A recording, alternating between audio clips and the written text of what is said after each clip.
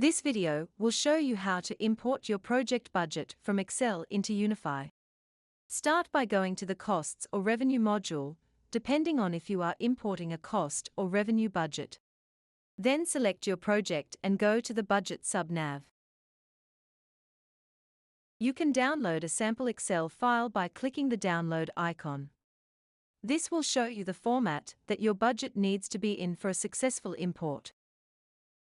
Once you have your budget formatted in Excel, you will need to define the range name from the Formulas tab. If you use the sample file, you can just edit the existing range to encompass the whole area of your data. Otherwise, you will need to highlight all your data and press Define Name and call it Budget. Save your changes when you are done. Now you can close the file and go back into UniPhi. Press the Upload icon and select your budget file. Then press the green Save icon. You will see the values have now populated. To mark the budget as the original or approved budget, create a snapshot.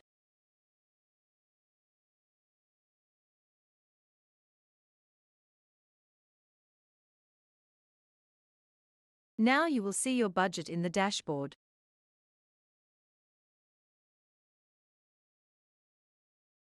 Thanks for watching this UniPhi tutorial.